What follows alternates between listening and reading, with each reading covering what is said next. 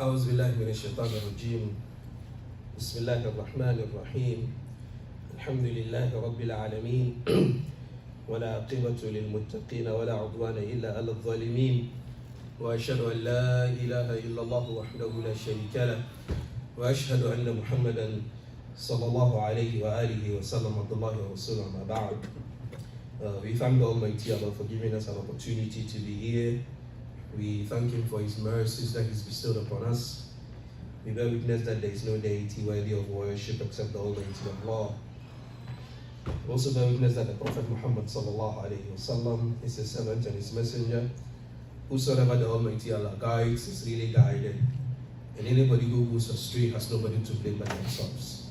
Today is a Thursday, I believe the 25th day of Zulqa'dah, 1444 years after the hijrah of the Prophet Muhammad sallallahu alaihi wasallam.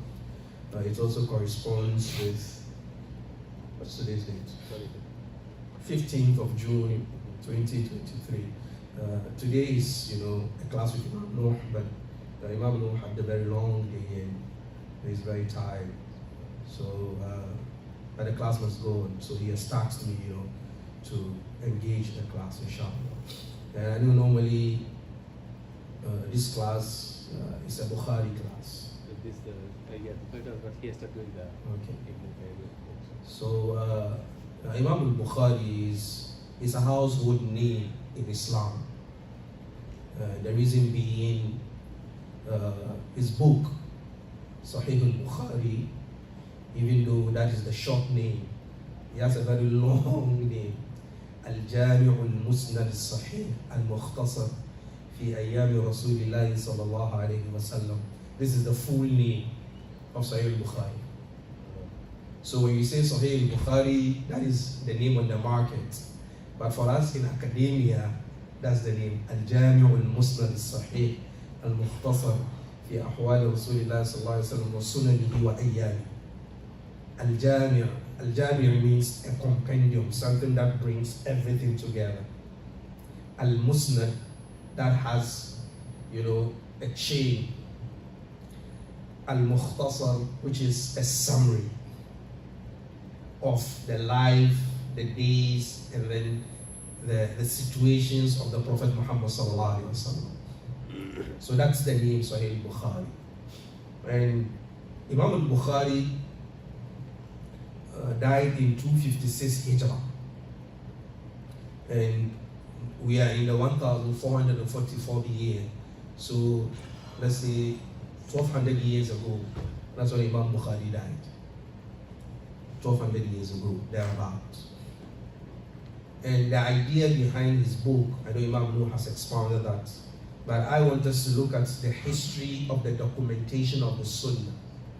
How do we have all these hadith all documented in all these different books that we have? For example, Sahih al-Bukhari has more than 7,000 hadith. To be precise, 7,275 hadith. Imam Muslim has about 12,000 hadith. Musnad Imam Ahmad has more than 40,000 hadith in there. And we have all these different books, Mustadrak al-Hakim, we have Sunan al-Darimi, Musnad al-Rahawai, Musnad Imam al-Shafi'i, all these books, Muwatta of Imam Malik. And these people, when you observe them, for example, Imam Malik was born 94 Hijrah, 84 years after the death of the Prophet Muhammad sallallahu alaihi wasallam. That is when Imam Malik was born. So the question now arises, if these people did not meet the Prophet Muhammad sallallahu alaihi wasallam, how were they able to compile the hadith for us that we have today? And on what basis do we accept those hadith to be that really, yes, the Prophet Muhammad sallallahu alaihi wasallam said so? I hope you understand the question. Yeah. There is a hadith where at the beginning the Prophet Muhammad sallallahu alaihi wasallam told the Sahaba, لا تكتبوا عني شيئا. Do not write anything from me, غير القرآن, except the Quran. So at the beginning, it was only the Quran that was documented. And the Prophet Muhammad ﷺ prevented the Sahaba from the beginning from writing his sayings.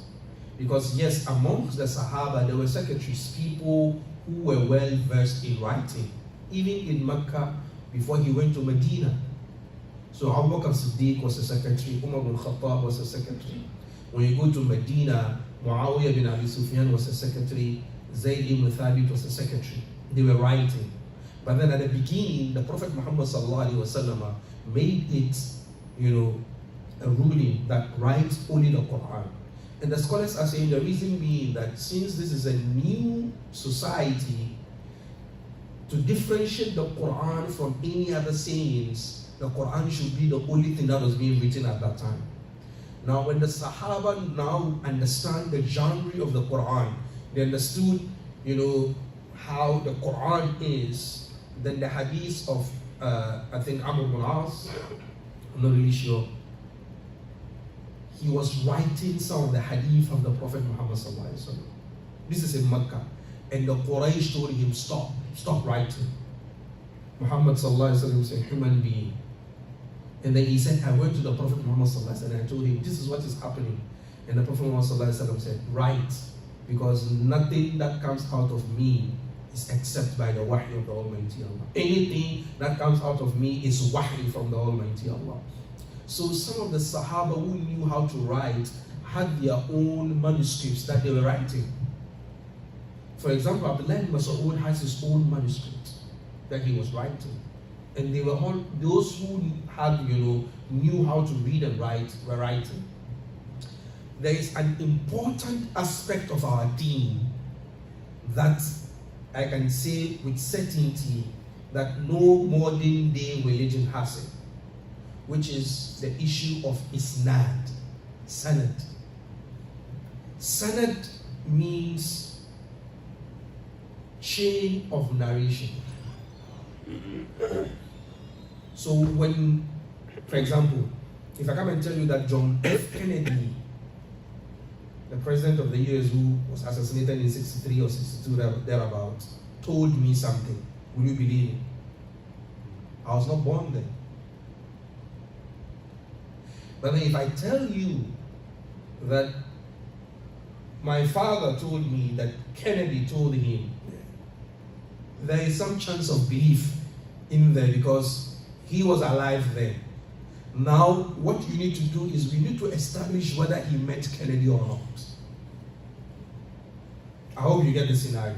So, if you open Sahih Bukhari or any of our hadith book, you find حدثنا حدثنا حدثنا حدثنا حدثنا قال رسول الله صلى الله عليه وسلم. So this term حدثنا is you Kamal saying, I have told you, and me saying, so and so has told me, he has told me, he has told me, he has told me, until we get to the Prophet Muhammad sallallahu alaihi wasallam. It is only Islam that has this. No religion has this. Where the chain of narration. So you can't just get up and fabricate a statement in the name of the Prophet Muhammad sallallahu alaihi wasallam and go scot-free. But then at the beginning, the Sahaba didn't use a chain of narration because they were trustworthy people.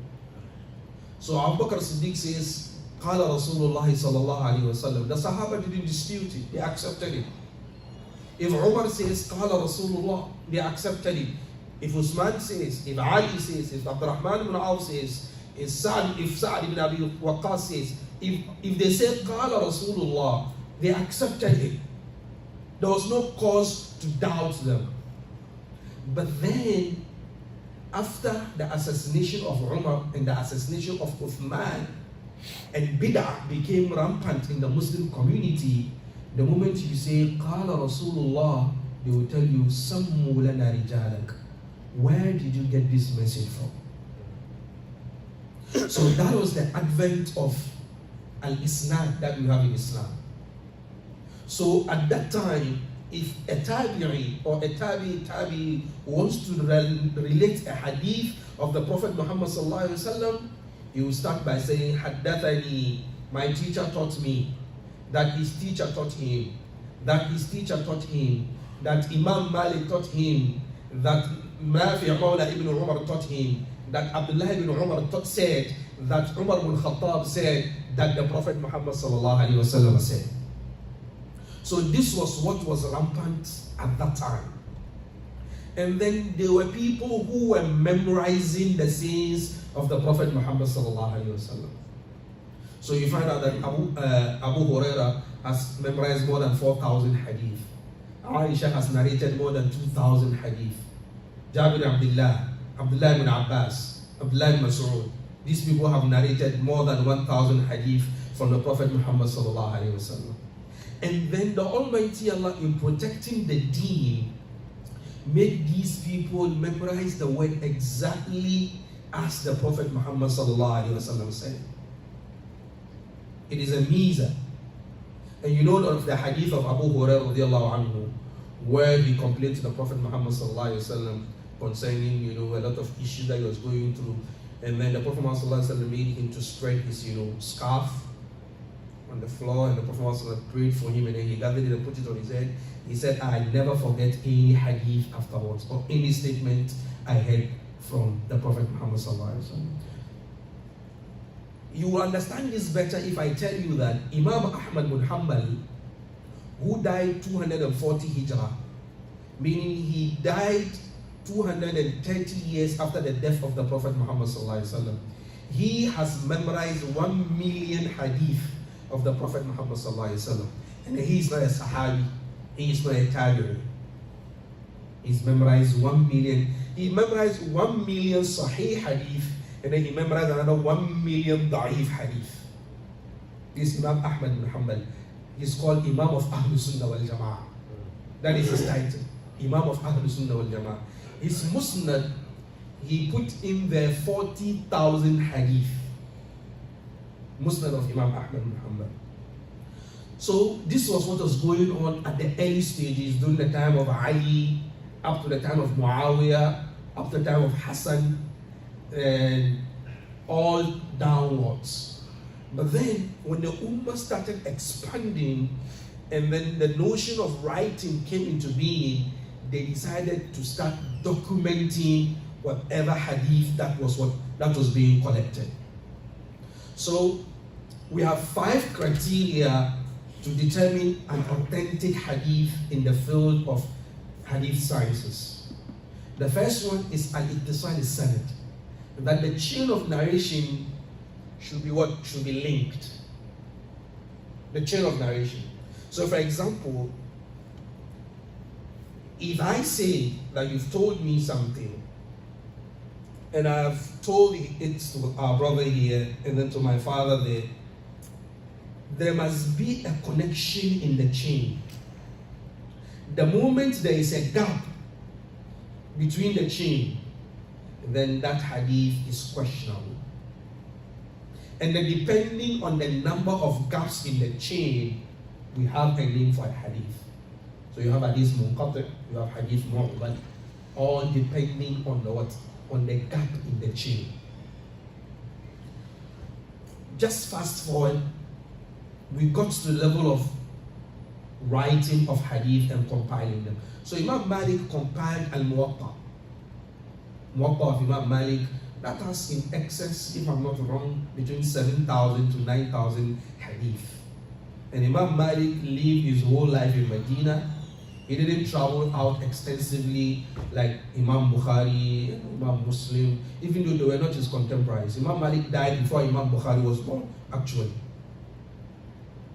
But the likes of Imam Shafi'i, who is a student of Imam Malik, traveled extensively. And Imam Shafi'i has 2 madhab. He has madhab al-qadim and madhab al-jadid. He has the old madhab and then the new madhab. The old madhab is when he was running around, in Syria, Iraq, those areas. And then the new madhab is when he became stable in Egypt.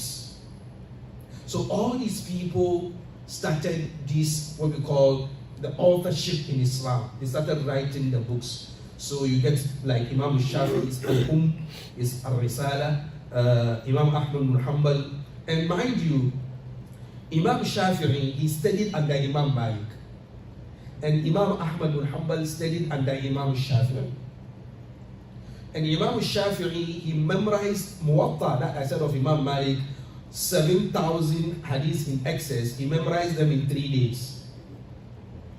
And then he was only 9 years old when he did that. The reason I'm bringing all this is to strengthen our trust in the books that we have, in the sources of legislation that we have. That is why I'm giving us, all these bits and pieces, pulling them here and there. That for you to understand that when you have Sahih Bukhari in front of you, or you have Musnad Imam Ahmad in front of you, or you have Sahih Muslim in front of you, or you have Sunan al-Tirmidhi in front of you, or Sunan al-Nasa'i, or Sunan Abu Dawood, or Al-Mustadrak al-Hakim, or Musnad al-Darimi, or Musnad Abu Dawood al-Tayalisi, or you have Mu'jam al-Saghir of Imam al-Tabarani. You have all these books that I'm mentioning, that you have some peace of mind, some respite in your heart that these people were prepared by the Almighty Allah to serve His deen. And then the books that you have in your hands are the direct copy of the original ones that were written more than 1,000 years ago.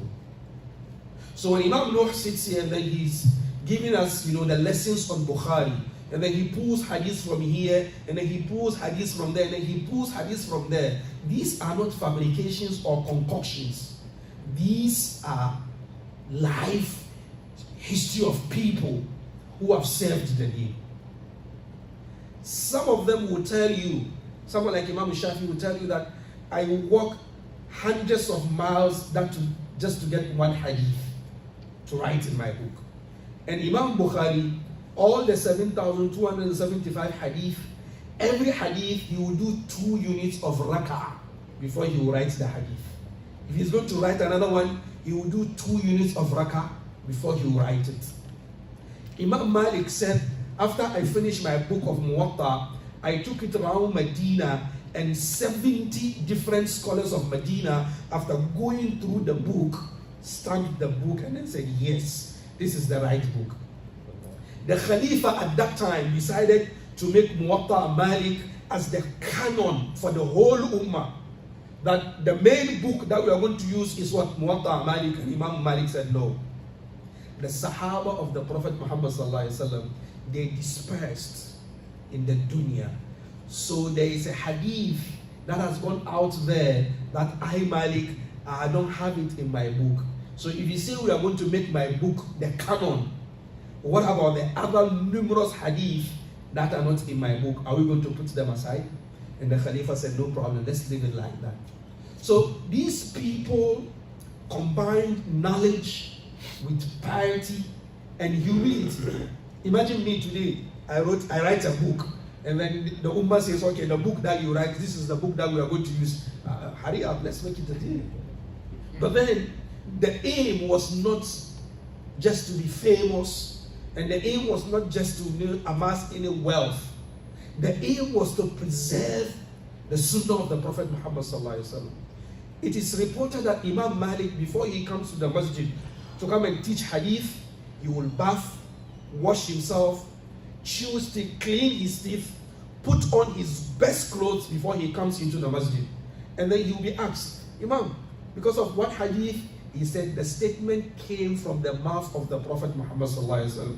So if we are going to repeat that statement, we should be in our best of attires. Because of hadith reporting, Imam Malik had more than 500 shoes that he wears to respect the hadith of the Prophet Muhammad sallallahu alaihi wasallam. This is how they lived, and this is how they preserved the deen for us. That is why if you look across all the books, Takbirat al-Ihram is Takbirat al-Ihram. Reading of Fatiha is reading of Fatiha. Ruku is Ruku. Sujood is Sujood. And that's it. Hajj, wearing the Ihram is the same. Doing the Talbiyah is the same. It's because of the sincerity of action that these people had. So in the 1st century Hijrah, the Sahaba were there, The Tabi'een were there. And then the Atba' Tabi'een came because Imam Malik was born in the 1st century Hijrah. In the 2nd century Hijrah, that is when you had more of these writings, more of these books, more of this documentation. And if you write a book, because the Ummah was huge, and the Ummah was a scholarly Ummah, it is not just now that we have social media, everybody is now a sheikh. You get up and you say whatever you want to say. No, that is not what happened. During that time, whatever information you gave, your peers, scholars must review it. Unless when there is, some dislike. And it is natural. Because some of the scholars had this, challenge between them. And it is natural. It is human. That you are shining more than I'm shining. So there's going to be an issue. They had that. So they had that between them. For example, Imam Malik and Imam Ibn Abi Dhi'b were both in Medina. And Imam Malik was the Imam of the Masjid of the Prophet Muhammad sallallahu alaihi wasallam. And this scholar was asked, who is Malik? He said, I don't know him. For example, today, is there any Muslim who is worth the salt, who is going to be asked, do you know Sudais? And then he says, no, I don't know him. It's not possible. If you are really a Muslim who follows the Haram in Mecca, when you ask for Sudais, when you hear the voice, you know who Sudais is. So imagine something like that, and then another sheikh in Mecca is asked, who is Sudais? He says, I don't know him. So that is natural. So they will get some of those, differences in opinion.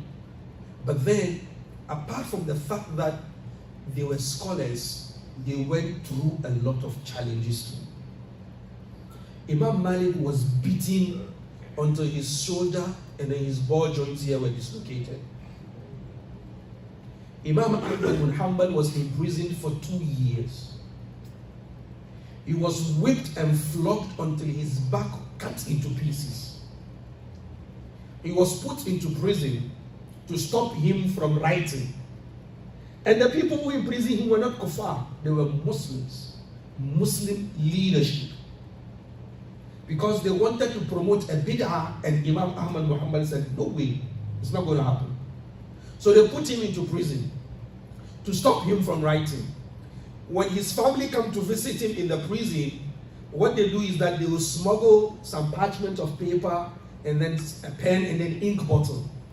So in the night when they are asleep, he will wake up. Imagine that time, no electricity, just a torch somewhere, and then in the depth of the night, he will be writing. In the prison that he was in, the same cell, he was in the cell with an armed robber.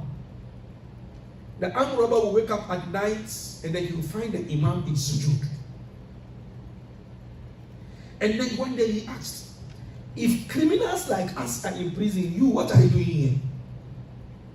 What brings you here? And then he later realized that this is Imam Ahmad bin Hanbal. What he does is at night he won't sleep. He the prisoner, he the armed robber, he will stand guard. Because the authorities do not understand that this man is in prison, but his books are outside in the market, in the schools, in the masjid. People are learning. How is it possible that he is in prison, but then his books are out there? People are reading his books. So it means that something is happening. So they will come at night to check, and then the armed robber will stand at the door of the cell. If they are coming, you give Imam Ahmad sign that one of the guards is coming. And Imam Ahmad will hide the parchment. This is what they were doing. Then one day, the scholars of the Mu'tazila couldn't stand the debates of Imam Ahmad bin Hanbal. So they were always connive. Finally, he was to be taken to be flogged. Then the armed robber told him, Ya Imam Ahmad bin Hanbal, me, I am a thief. I was put here justly.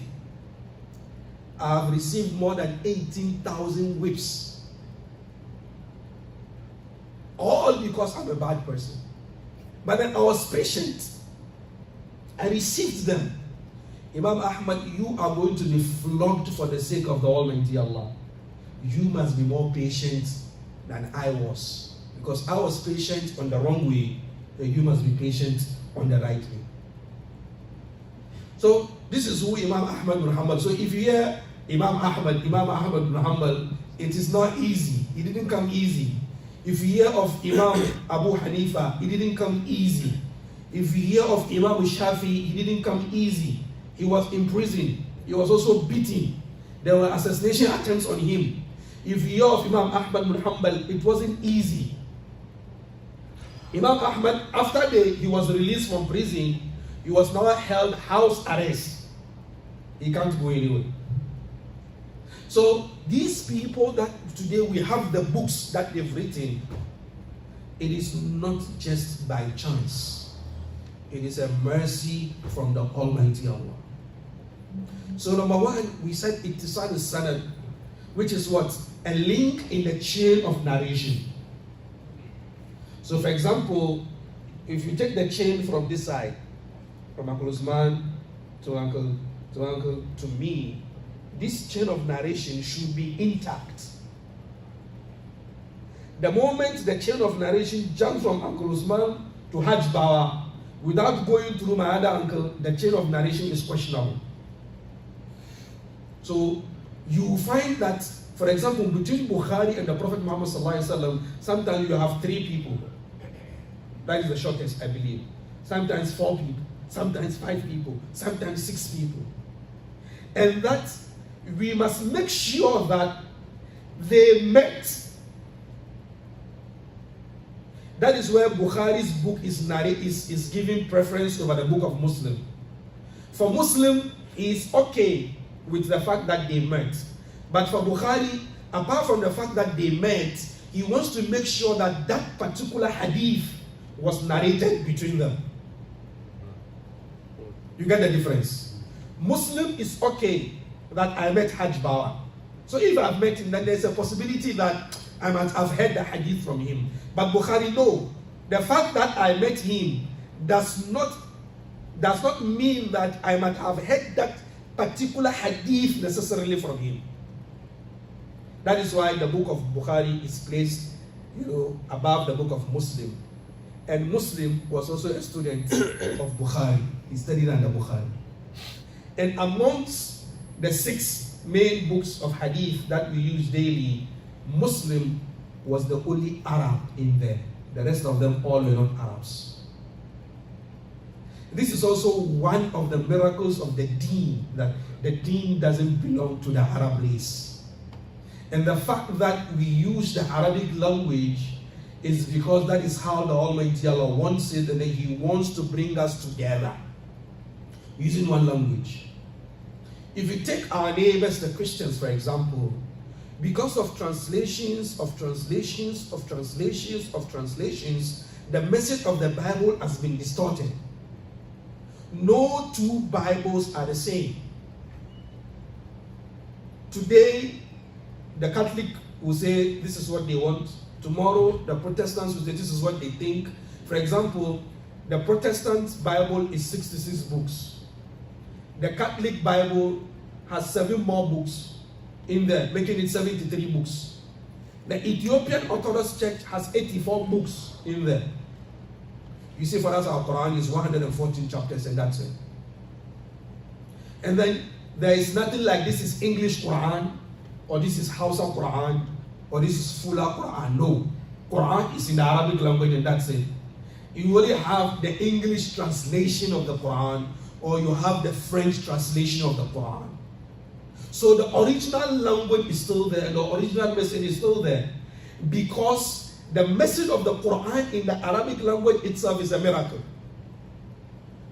The message in the Arabic language itself is a miracle. Because sometimes you hear some of the verses of the Quran, you don't understand the language, but you know the meaning. For example, if I say, فَدَمْدَمَ عَلَيْهِمْ رَبُّهُمْ, what do you get from that? What do you understand from فَدَمْدَمَ عَلَيْهِمْ رَبُّهُمْ? Who can help? فَدَمْدَمَ. That is the meaning. That there is what? There is distraction. Even from the sound, you get an inference of the meaning. If you bring another word, فَهَلَكَهُمْ رَبُّهُمْ, it doesn't go there. It doesn't match. Even if you bring another Arabic word, it doesn't match. So there is a reason why the Almighty Allah, revealed the Quran in Arabic language, so that we, the Muslims, will have one thing that we are all around. That today you will not come and say you want to do this, and he will not come and say he wants to do this. No, we all have something universal that we hold on to. And it's so beautiful that even if you don't understand English, and you are a Chinese Muslim, and you come to Masjid Wasatiya today, and then the Imam says, Allahu Akbar, you understand what is going on. You understand? You just join the saf, you also say Allahu Akbar. Imam reads, Waladhalin, you say Ameen, straightforward. Even though you don't understand what we are doing. After that, we just say Salaam alaikum, and then you only say Ni hao, and then that's it, you go your way. That is what the secret in having one language to bring all of us together. This doesn't give the Arab any preference over the non-Arab. No. The fact that the Quran is your language doesn't make you better than me. And we meet a lot of Arabs who cannot even read the Quran. They speak the language, but they can't read the Quran. Some of them can read the Quran, but they don't understand some of the statements in there. Because the Quran is not a self-taught book. You need to sit in front of a scholar for you to learn. So you can't use your Arabic language to say, I'm giving, tafsir. You can't do that. So only Muslim is an Arab in there. So you take Imam Bukhari, not Arab. Muslim is the only Arab. You take Imam al-Tirmidhi, not Arab. You take Imam al-Nasai, not Arab. Imam Abu Dawud, not Arab. And Ibn Majah, not Arab. All of them. The 6, only Muslim is an Arab. And they are Persians. And the non-Arab nations have done a lot of work in Islam. Even in the Arabic language, most of the dictionaries we have in the Arabic language are written by non-Arabs. Can you imagine? My uncle here is surprised, like, wow, yes. the dictionaries, you take Al-Farahidi, you take all these Sibawayh. If you read Arabic language, you hear of Sibawayh, you hear of these people. Most of them, they're not Arabs. But then they had mastery over the Arabic language. Why? The Almighty Allah is using them to serve His deen. That's it. And for the whole world to understand that the deen is not the property of the Arabs. It's the deen of the Almighty Allah. فَإِن تَتَوَلَّوْا يَسْتَبْدِلْ قَوْمًا غَيْرَكُمْ. If you turn your backs, the Almighty Allah is going to bring some other people who will come and serve the deen, ثُمَّ لَا يَكُونُوا أَمْثَالَكُمْ, and they won't behave the way you are behaving. Amongst these 6 books is Bukhari and Muslim that we call Sahih. Those are the books. These 2 books we call them Sahih. But then you find out that, for example, the Shia, they say they have problems with Bukhari and Muslim. Before they even said that, Imam al-Darqutni, who died around 354 Hijrah in the 4th century, he said he was also a Sunni. And in the field of Hadith, when we mention Imam al-Darqutni, we stand for him in reverence. Because Imam al-Darqutni has a book called Ilal al-Darqutni. And in the book, his students were writing. What they did was that he was sitting there and then you will ask him, okay, Sheikh, what do you say of the hadith of La Darara wa La Dirara? And then he will say, just off head, he will say the hadith is narrated by so and so and so and so and so and so and so and so and so and so and so. It's funny here in this book and so and so. And but then in the chain of narration you have this problem here and there, off head. And then that book is in 15 volumes. I have it. So Imam al-Darqutni says he had checked Bukhari and Muslim, and then he has found 200 hadith that are weak. So as a Sunni, I'm telling you this is a classroom. So if someone comes and then he says, no, even Bukhari and Muslim, there's a problem, and they tell them, yes, we know.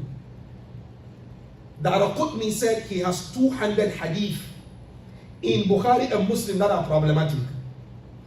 32 are in Bukhari, and the rest are in Muslim. For 500 years, nobody answered him. It is when Ibn Hajar al-Asqalani came, he died in 852. So 498 years between them.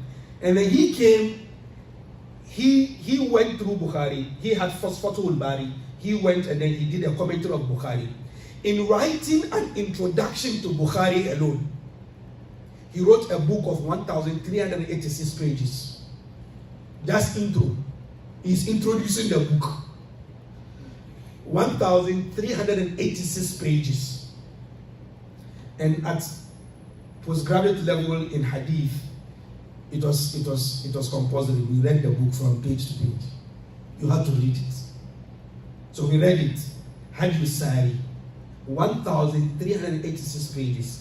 And in that 1,386 pages, all the hadith that Daraqutni had marked them 500 years ago, he went through each and every one of them, and then he answered all the questions that Imam Daraqutni had posed. So if someone comes and tells you that there are problems in Bukhari, tell him Ibn Hajar has finished with that. He has dealt with that. We don't have any issues with that. So after Ibn Hajar has finished with that, we're still waiting for someone to bring a new issue with Bukhari and Muslim. So Bukhari and Muslim, there are no qualms about Bukhari and Muslim.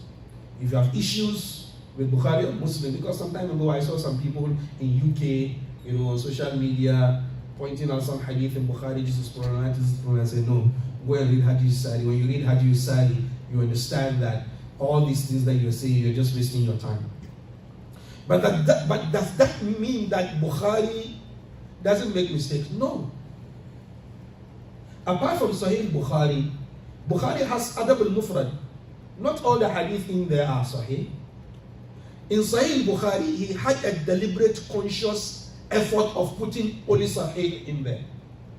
But apart from that, he has a lot of books. He has Tarikh al-Kabir, he has Tarikh al-Saghir, and in there you find weak hadith in there. So it is only in the Sahih that he says, I'm only putting authentic hadith in there. So if you come to Sunan al-Tirmidhi of Imam al-Tirmidhi, and before that, the idea behind Bukhari and Muslim, just to give you a fair understanding of that, is that Bukhari and Muslim have tried to encapsulate everything that Islam speaks about. So in Bukhari and Muslim, you find Tawheed in there, you find Sirah in there, you find Tafsir in there, you find Tarikh in there, you find Wudu in there, you find Salah, you find Zakat, you find Hajj, you find Wakala, agency, you find agriculture in there, you find business in there, you find every aspect of our Sharia. Bukhari has tried to summarize something in there, and Muslim to the same. Tirmidhi also did that, but the rest of the three, Sunan Abu Dawud, Ibn Majah, and Sunan Nasa'i, they are called Sunan because they didn't encapsulate all the other fields that Bukhari and Muslim try to encapsulate. I'll go get it. So basically, these are the history of the books that we have, and some of the technicalities in there. So just to wrap up, because I know you guys have a lot of questions to ask on this one, just to wrap up so that I give you opportunity to ask your questions, which is, we said, number one, the chain of narration should be intact. Number two, the people in the chain of narration should be trustworthy people. So you can have a chain of narration, the chain is complete, but all of them are liars, won't work with the hadith. So the fact that the chain is complete doesn't mean it ends there. We need to look at the people in the chain of narration. Who are they? Where were they born? What is their lifestyle? Who are they? How did they live? The moment we have all of them being, righteous people, then yes, the hadith is sound on that level. That is why, apart from the books of hadith that we have, we also have kutub al-tarajim wa tabaqat, biographies. So for example, you take Tabaqat ibn Sa'ad. The whole book is about names of people. where they lived, where they died, how is their life. That's all he wrote in the book. You take Tahdhibul Kamal of Imam al-Mizzi, same. So for example, Tahdhibul Kamal of Imam al-Mizzi, what they did was that Bukhari, every name in Bukhari, he wrote the story of the person. Every name in Muslim, he wrote the history of the person. Every name in Tirmidhi, he wrote the That's why I'm surprised. That's why I told you, these people, the Almighty Allah just programmed them to protect His deen. That's all.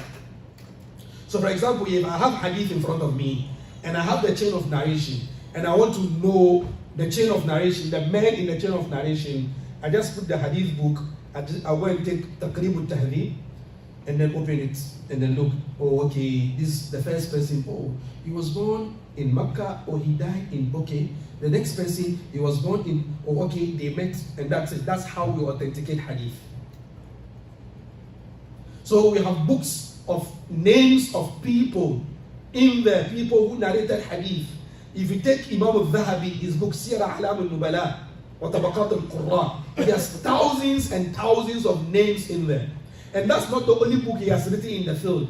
He has Al-Kashif, he has Mizan al-I'tidal. All these books are books of hadith, where if you want to look for a narrator, someone who narrates a hadith, you take these books, you open them, you find it. And then you find his students, you find his teachers, you find his wife's name, sometimes his children, sometimes where he lived, sometimes where he died, sometimes even where you can find their graves. It is written in there. It's extensive. That is why in Islam, you can't bring bid'ah. The moment you bring bid'ah, we will expose it. Because the Almighty Allah has protected His deen in a way with men who were ready to serve the deen. And then you cannot concoct a hadith. The moment you concoct hadith, we will know, even me, small boy like this, in the field of hadith, you concoct hadith, I will know it. How much more the Albanis and then the Sha'ib Arnauds and Muhammad Hassans, all these, big shots in the field of hadith. Sometimes some of our scholars are so adept that the moment you just pronounce a word, the hadith, you say this hadith, they just listen and they say, no, the Prophet Muhammad wouldn't say it. He wouldn't say it. And then they'll tell you that the language is very poor. The Prophet Muhammad was the best person that ever spoke Arabic language. So this language, this Arabic is very poor. The grammar is very bad. The Prophet would not have said it. And that's it. They throw it on. It's too light. And then sometimes they look at hadith, they look at a statement, they say, no, the Prophet would not have said this because logically it doesn't sound well. They throw it away. So the second one, we said the people in the chain of narration should be trustworthy people. The third one is that those people should be sound intellectually. So someone who forgets a lot, there's a question with his hadith. Someone who, so in the field of hadith, we have something that we call ikhtalata bi akhara, which is due to old age, the person started to lose some of his memory. So the scholars will say, his hadith are sound until his 80th birthday. It means after he was 80 years, anything that he said was chaff. All this is there. All this, we have all this in our literature. There are some of the scholars too, for example, Ibn Lahiyah. Ibn Lahiyah, his books, he wrote them, his hadiths were in his books, and then his books got lost. So the scholars say no, or his books got burnt. The scholars say no, as for Ibn Lahiyah, we only accept his hadith before his books got lost or his books got burnt. But after the year that his books got burnt, any hadith he says, there's a problem. And sometimes we might all be students of the same sheikh, but then you have closer, relation and interaction with the sheikh. So you will know more hadith than us from the sheikh. So if we come and dispute with you, we will say, no.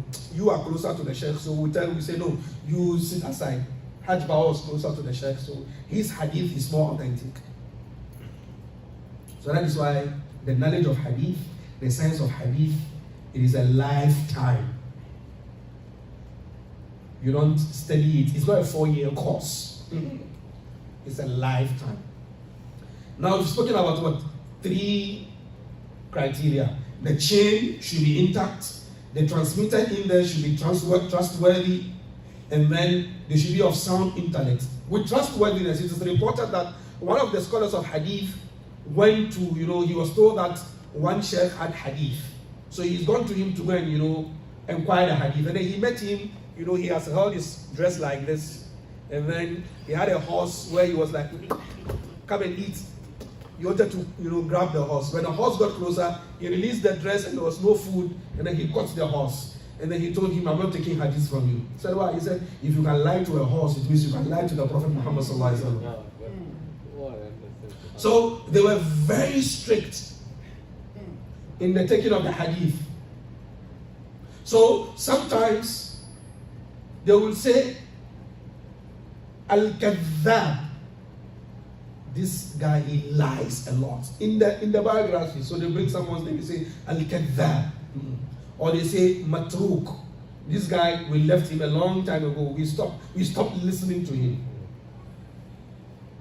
So the reason why I'm saying this, just to reiterate, so that you get a fair understanding that the hadith book that we have today, they went through rigorous processes and procedures until they got to us.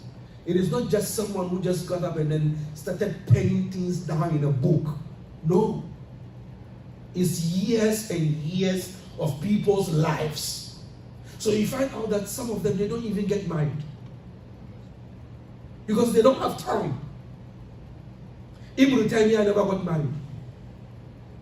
Imam al-Nawawi never got married.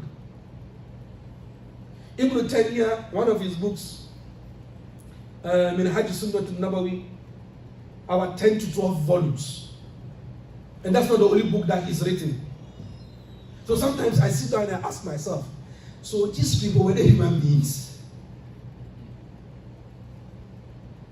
Some of them wrote 1,000 books. You take Imam al-Suyuti, he's written in astronomy, he's written in sex education, he's written in hadith, he's written in history, almost all the fields you can think of, they have written. Ibn Taymiyyah, he's written in philosophy, he's written in I can't even mention them.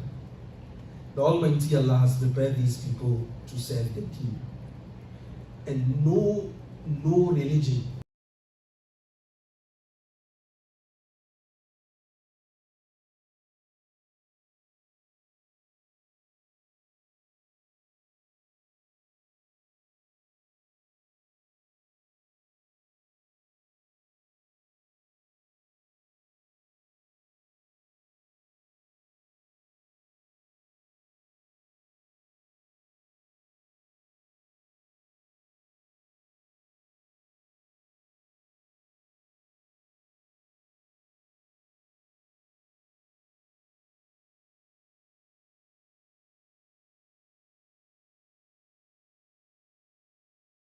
it shouldn't contradict an already established hadith.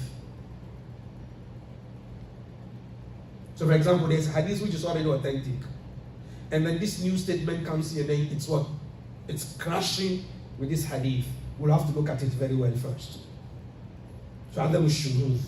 So for example, when an authentic guy makes a statement, narrates a hadith, and someone lesser than him in position makes a statement, we look at them and then we compare. And then the illah, which is the hadith, must not have any defect. So the defect will be from the language, as we said, is too soft. And the defect should be that it should be historically sound. And the defects, it's a whole lot. So just today, I'm just trying to just give us an overview of the hadith landscape that we have. So it started from the Prophet Muhammad sallallahu alaihi wasallam. The Sahaba started documenting, even though at the beginning he told them, don't write anything. Later on, he lifted the ban, and people like Abdullah Mas'ud had their manuscript, Sayyidina Ali had their manuscript, but then mostly it was through memorization. and that they were relating the hadith until the assassination of Uthman ibn Affan. When Uthman ibn Affan was assassinated, that is when he said, Sammu lana rijalakum. If you come and say, Qala Rasulullah, they say, no, who told you before? How did you get this message? And then you say, Imam Malik said, that Nafi Mawla ibn Umar said, that the Ibn Umar said, that Umar ibn Khattab said, that's the Prophet Muhammad sallallahu alaihi wasallam said, and they will tell you, your statement is right, we'll accept it. And then as it expanded, the issue of what putting them into books came in. So Muwatta Imam Malik came in, Sahih Bukhari came in, Sahih Muslim Kaza came in. And then as it expanded, the need to document the information about the narrators of hadith also came up. Because you cannot just get up and then concoct something. Sometimes, in our field of study, you meet a hadith, you look at the chain of narration, you look at someone in the chain of narration, you go into our books, the person doesn't exist. Because Ahlul Bidah, that's what sometimes they do. To create a hadith, they will create human beings in the chain of narration. You go and look for the person and then the person is not there. Or sometimes what they do is that they call it tadlis, impersonation. So if you are Muhammad Musa, they can change the name and they make it Musa Muhammad. You go and look for Musa Muhammad, you will find him. Or sometimes the same Muhammad Musa, but then they will just write Muhammad Musa in there, even though he's not the one who narrated the hadith. But because you already know that there's a Muhammad Musa who already narrates hadith, you think that he's the same person when it is not. So it's all part of, that. And then finally, later on, we had another movement, which was what? The explanation of the hadith. So people started writing commentaries of the hadith. So you have, Imam al-Nawawi did a beautiful commentary on Sahih Muslim, one of the best that I have come across, and most scholars consider that one of the best. And Sahih Bukhari, Ibn Hajar, Fathul Bari, one of the best, even though there are other explanations of Sahih Bukhari. Sunan al-Tirmidhi, you have Tuhfat al-Ahwadi, you have all these translations and all these, not translations, commentaries that we have over all these years. So the books that you have in circulation, as a Muslim, be peace. Have the peace of mind. The Almighty Allah has prepared for you warriors. When I say warriors, their war is with the pen, not with the sword, to protect the deen that we have now. That is why anytime anybody makes any statement concerning Islam, whether he's a Muslim or not, you find small boys who just destroy the whole statement. But then intellectual. I know you have questions, inshallah. Now, you spoke about the imams that they know each other, but just because of their something in their heart, they say, I don't know him, they're men. And the second is the same thing. When you say you don't know him, but sometimes you don't even feel like that's you call it a lie, or what you call that? We spoke about, we call it Da'wah al-Mu'asara. It's in the field of hadith where scholars are together. And sometimes students of knowledge, they are together, they are under the sheikh. And maybe the sheikh might love one of them more than the other. It's a human tendency. They will have those problems. So if the sheikh is not able to control his emotions, he will end up lying. So for example, when Ibn Abi Dhib said he doesn't know Imam Malik, this is a blatant lie. He knows him. He knows him. For example, Ibn Hajar, Sahih Bukhari that Imam Nuh teaches us here, there is one of the best commentaries, which is Fathul Bari. The guy that I said he wrote only introduction to Bukhari, 1,386 pages. He lived in the same era, in the same city as Al-Aini, one of the scholars. And Al-Aini was also writing a commentary of Bukhari. They were together. And they had this fierce competition that they refused to recognize each other. And the student of Ibn Hajar would tease the student of Al-Aini that their sheikh will cover his face and then come into their class to come and learn with them, and then he later go and then write whatever he's heard from Ibn Hajar in the book. So all these, unnecessary banter was there. All that we do for them is we ask the Almighty Allah to forgive them. All these excesses that happened between them, we ask the Almighty Allah to forgive them. And that whatever deed that they did for the Ummah, may the Almighty Allah accept it. Because this is part of human nature. We can never be perfect. And that is what they exhibited. And sometimes if you read their books, the iman that gets into your heart, you just melt. And then at the other side, you are being told too that this is how they lived. It is natural. Every human being has a shortfall, has a shortcoming. And al-kamanu lillah. Perfection only belongs to Almighty Allah. And the day the Prophet Muhammad was buried, that is the day that infallibility for any human being was buried. So apart from the Prophet Muhammad, every human being will have what? Will have issues. Imam al-Awza'i, Imam Ghazali, now, there was the same. Imam al-Awza'i and Imam al-Ghazali, they didn't live together. Imam al-Awza'i was way long before Imam al-Ghazali. Imam al-Awza'i, if I'm not mistaken, maybe the 3rd or 4th century Hijrah. Imam al-Ghazali, 6th, 7th Hijrah. And there is Abu Hamid al-Ghazali, one famous scholar again, who is also into philosophy and fiqh and stuff. Wonderful scholar. And then we have Muhammad al-Ghazali, who died in the last century, who was from Algeria.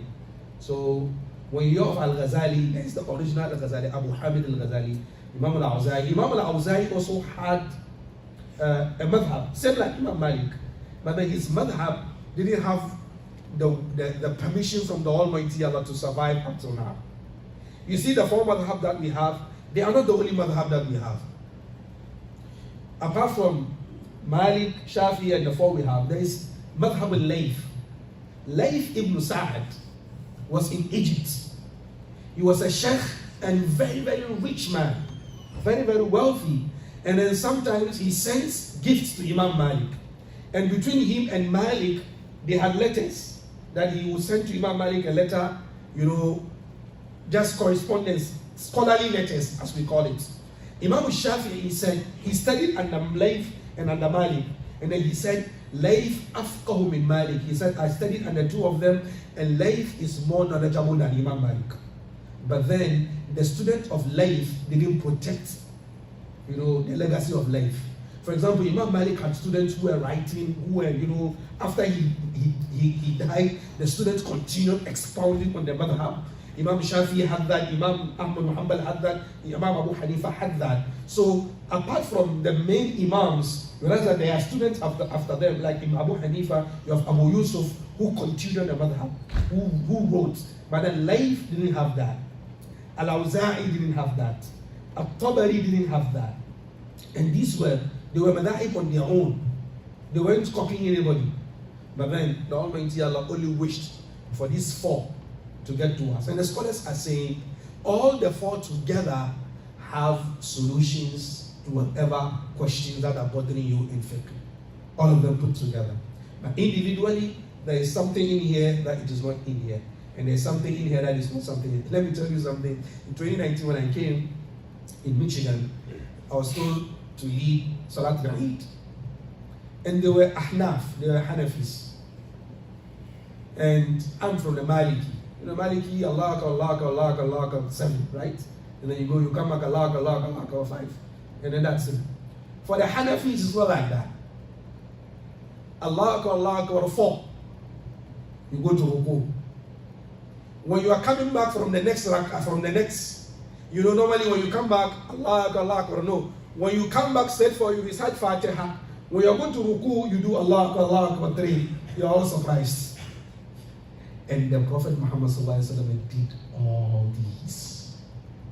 He did all of them. So when I was told, they were like, okay. I said, no problem. So will you do the Maliki on it? I said, no, I will do the Hanafi one. So on the Eid grounds, I had them say in Bangladesh, Hanafi, and we did the Hanafi one, and that's it. So you find out there is something in here that is not in here, and there's something in here that is not in there.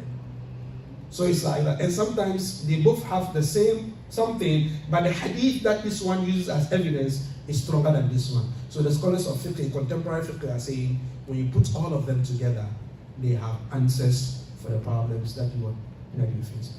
But then, does it mean that you can do away with all the madhab? No, you can't. You know why? You are not a mujtahid. When we say someone is a mujtahid, it's someone who can look into the Quran and look into the Sunnah and then what? And then extract rules and regulations. You are not. Someone has done that work for you already 1,000 years ago. Why do you bother yourself trying to do it anew? Okay, can you remain strictly with one madhab? It's going to be very, very difficult, especially living in a cosmopolitan environment we find ourselves in the United States. But maybe in your country where you are from, where you go to West Africa, is Malik. Malik and it's Malik. You should bring anything outside the madhab, Maliki madhab, you have a problem. You go to Southeast Asia, it is Hanafi. You go to Turkey, it is what? It is Shafi'i. You go to Egypt, it is Shafi'i. Saudi Arabia is Hanbali. So, unless you find yourself in such an enclave, you don't have any option. For example, in Morocco, it is law. The madhab of the country is Maliki. The qira'ah that you are going to lead in Salah publicly is Warsh. That's it. That's it. You don't have any statement. You don't have anything to say. So if you live in such an environment, you don't have any option. But then if you live in a cosmopolitan environment, you'll be faced with all these different schools of thoughts. And the other side of it is that as a student of knowledge like myself, you are met with some of these things. And sometimes I look at my Maliki school of thought and I say, I think the Hanafis here have a stronger opinion. And then I go by it. But that doesn't mean I'm a Maliki. That was how I was bred, that was how I was trained. That is my base. But sometimes, looking at the daily, because I'm a student, I go and say, okay, I pick this. Not Allah Alam. Now. So you mentioned the five categories. Yes. But you end up with the 4. What's the 5? 5 criteria for authenticating a hadith. Number 1, the chain of narration must be intact. Number 2, the transmitters themselves must be trustworthy people. Number 3, they must be intellectually sound. Number 4, the statement of the hadith itself shouldn't have any defect. And then the last one is shuzuz. It shouldn't be something that goes contrary to what has already been established. For example, we have hadith al-shadh or hadith al-munkar. Hadith al-shadh is, you and I are both, scholars of hadith, transmitters of hadith, but you are on an upper level than me. And then I come to narrate a hadith that contradicts something that you've already narrated. My hadith is going to be kicked aside. Because you have what? A higher level than me in terms of piety, in terms of knowledge, in terms of so and so and so and so and so. So it's kicked aside. We have hadith al-munkar. You and I, on the first level, you and I are good. We are sound people. Our hadith are accepted. But then you are on a higher level than me in terms of narration. The moment I narrate a hadith that goes contrary to what you have narrated, my hadith will be put aside. That's hadith al-shadh. But hadith al-munkar is, you are a sound person that your hadith is accepted. Me, I'm in the trashes of hadith. And then I narrate a hadith that goes contrary to your hadith. That hadith is not even going to be looked at all. How do you get it? So the 5th criteria is always correspondence. Trying to check whether the levels of the narrators is on the same, is on par, or it differs. So if a hadith meets these 5 criteria, it is considered sahih. But then, if for 1 or 2 reasons, one of the transmitters there is not a bad person, but is a good person, the hadith drops from sahih to hasan. Or one of the narrators, his intellectual level is not that high to that standard. is, average, above average, the hadith comes down to what? To Hassan. I hope you get it. Hassan to Hassan. No, Hassan. Drops from Sahih to Hassan. So the standard is Hassan. So if a hadith meets the 5 criteria that we said, it is what? It is Sahih. But the moment, for example, as for the chain of narration being intact, that it is constant. It doesn't change. The moment it changes, depending on the change, it can move to Da'if, very weak hadith. It can even move to Mawdu, a fabricated hadith.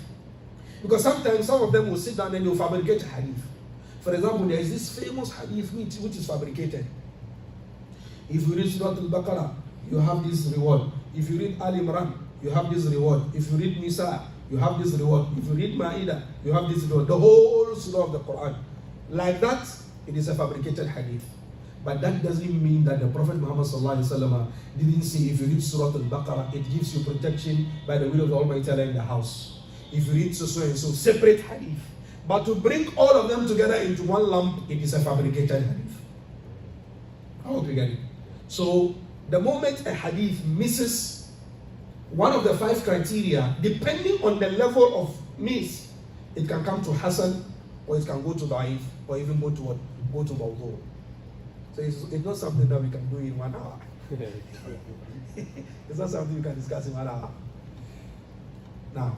You said that about the hadith of the spider too. Come again? The hadith about the spider, about the Prophet Muhammad being saved by the spider when he went into the cave. Yes. So for example, sometimes you find a lot of fabricated hadith when you come to the seerah. There's a lot in there. Sometimes the hadith is not fabricated, but then it has a lot of defects that makes it very weak. For example, the famous hadith of how Umar accepted Islam, it is weak. It is a weak hadith. Where Umar drew his sword, he was going to kill the Prophet Muhammad and someone told him that your sister Fatima, she had accepted Islam, so go and deal with her first. He rushed there, they were reading the Quran, he banged the door, broke the door, entered and hit the sister. The Imam was teaching the Quran, jumped into the washroom, and then he read the Quran, Taha ma anzalna alayka al-Quran, and then he went and then he's a weak hadith. He's a weak hadith. The other hadith that speaks about the acceptance of Umar, his Islam, is also weak. We will speak about that on Sunday in our Sirah class, inshallah. So if you want to hear that hadith, the other narration of how Umar accepted Islam, even though that one is also weak, you hear it on Sunday, inshallah, when we come for the Sirah class. Let's take your question. Imam Malik was based in Medina. Now, How comes the Arabs embrace his own ways? yes, Imam Malik was based in Medina. How come the Arabs did not accept his ways? Do you know that until 100 years ago, the Haram in Mecca had 4 minbar in the Tawaf area, in the Musalla, had 4 minbar. The Malikis who come and pray Zuhur, they will go. The Hanafis who come and pray Zuhur, they will go. The Shafis who come and pray Zuhur, they will go. It was also for Jum'ah to like that. That is how the Ummah was I don't know the word to use. It was until now separated. It was until this Ali Saud family who came and then they pushed away all these members and they made it only one Imam. They did that. The Ali Saud. You might have issues with them, but they have good in them and then they also have their shortcomings. At least even taking care of the 2 masajid and the kind of, funds they put in there, at least you just, give them some benefit of the doubt. So, the issue is this: how did the madahib spread? Same way Islam spread. Through trade, through businesses, through expeditions. So the people who are moving, if he has his books, is Al-Akhdari, is Al-Ashmawi with him, he's also a trader, he's reached Turkey, and then this is he comes there, he builds a family, he starts spreading Islam to the natives, and this is the fiqh that he has. And then that's it. It spreads like that. So if you observe, even though Imam Malik lived his whole life in Medina and then died in Medina, his grave is still in Medina. If you go there to Baqi, his grave is still there. You realize that because Mecca and Medina was the center of Islam, in those eras, one madhab cannot dominate. It's not possible. Because it is the center of learning. People come and go, people come and go. Even the Sahaba themselves moved. For example, Abdullah ibn Abbas went to Mecca. Ubay ibn Ka'b stayed in Medina. Abdullah ibn Mas'ud went to Sham. Amr ibn As went to Egypt. So they were spread, they were there. It is just now that over a couple of centuries where when people establish themselves in one place and then this is the madhab that they have. And can you imagine, Imam Abu Hanifa has never been to Southeast Asia, but then his madhab is there. That's where his madhab is very, very strong. The Indo-Pakistan, Bangladeshi community, Hanafi, strong there. Imam Malik has never been to West Africa, but West Africa, Maliki. We are even called Malikites because of the Maliki madhab. So it is one, the will of the Almighty Allah. Two, the people who went out with the message. Some of them had their madhab, but then they were not able to what? To spread it because the Almighty Allah didn't will it. As we said earlier on, the four madhab had just the blessing from the Almighty Allah for them to remain relevant up to this time. But as we said earlier on, Imam Shafi'i said he studied under both Malik and under Layth, but Layth was more intelligent than Malik. But then the student of Layth didn't really work hard like the student of Malik worked hard. It is because that is what the Almighty Allah wanted, and that's it. But now you realize, for example, in the 70s, 60s, 70s, 80s, the advent of scholars moving from West Africa to the Gulf region to go and study, the advent of Hanbali school of thought started coming to West Africa. Hanbali school of thought started coming because the Gulf region, especially Saudi Arabia, is predominantly Hanbali, and then that was exported. So people like me who traditionally we are Maliki, but then my teachers went to Saudi Arabia to go and study Hanbali. So sometimes you get the mixture of Hanbali, Maliki, and Alhamdulillah, there's nothing wrong with that. If in an aspect of the deen you hold to Maliki school of thought, and then because of your own research work, you realize that no. For example, it is a popular opinion that in the Maliki school of thought, you don't do qabd, you do sadr. It's a popular opinion, but then it is a weak opinion even in the Maliki school of thought. Because Imam Malik in his own Muwatta has a whole chapter on what? On holding the hands in Salah. But then our fathers and our grandfathers back in the villages in West Africa, they put their hand down. If you hold your hand, you will receive something on your head. So, just in a nutshell, it's just an overview today for us to understand, the terrain of, hadith that we had for 1,400 years. And just to give us the peace of mind. So by putting your hands down, there's choices of why some people they put their hands down. It's hard for them to bring it up. No, if you're sick, there's no. But if you're not sick now today, the authentic position in Salah is holding the hand, not leaving it down. It's holding the hand. And even in the Maliki school of thought, that is a weak narration. I think that some of them, because Imam Malik was beaten before he died, and then his shoulders were dislocated, so he couldn't hold the hands, so he left it. So some of them might have thought that was, leaving the hand. But then in his own book, Muwatta, he has a whole chapter on what? On holding the hand and on not leaving it. Finally, one of my teachers, Professor Dukure from Cote d'Ivoire, who taught us fiqh, he is a pure Maliki, and in class he told us that holding the hand, he differs with his Maliki schools. Scholars who taught him leave hands, he holds it. He is a PhD professor in Usul al-Fiqh. He's one of our teachers. He's still in Niger where we learned. سبحانك اللهم وبحمدك نشهد ان لا اله الا انت نستغفرك ونتوب اليك سبحان ربك رب العزه عما يصفون وسلام على المرسلين والحمد لله رب العالمين. السلام عليكم.